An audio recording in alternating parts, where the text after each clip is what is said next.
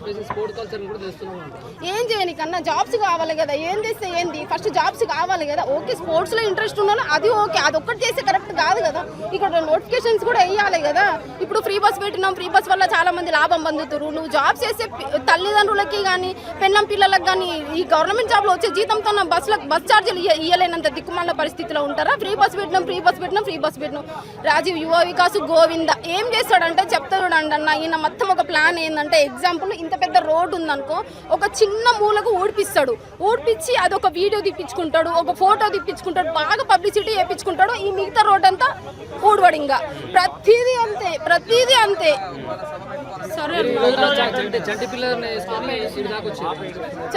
Main గా ఇన్ని రోజులు అంటే పాప చిన్న ఉన్నదన్న, నేను ప్రెగ్నెంట్ ఉంటే కొంచెం కేర్ ఎక్కువ ఉండాలి అని చెప్పిన, హెల్త్ కండిషన్ బాగాలేక. సో ఇంకా ఆగలేను. మొన్న దిల్సుఖ్ నగర్ లో ఉన్నప్పుడు కూడా ధర్నాకు వెళ్ళిన.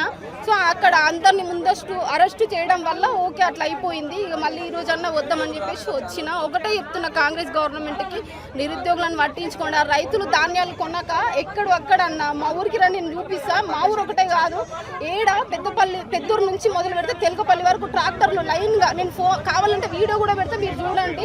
పెద్ద ట్రాక్టర్స్ అన్ని లైన్ ఉన్నాయి. ధాన్యాలు సరిగ్గా ఉంటాయి. ప్రైవేట్ వాళ్ళు కొంటే పైసలు వేస్తారా తెలియదు, వేయరా తెలియదు. 2000 ఉన్నదనుకో, ఇప్పుడు వాళ్ళు ప్రైవేట్ వాళ్ళు 500 తక్కువ 600 తక్కువ చేసి తీసుకుంటారు. ప్రైవేట్ వాళ్ళు ఇప్పుడు నమ్మకం ఉండదు కదా, డబ్బులు ఇస్తారా ఇయ్యారా. అక్కడ రైతుల్ని మోసం చేస్తుండ్రు. మొత్తం కాంగ్రెస్ గవర్నమెంట్ తెలంగాణలో ఉన్న ప్రతి ఒక్కరిని మోసం చేస్తుంది. రేపటి నుంచి బరిలక శిరీష అనబడే మీరు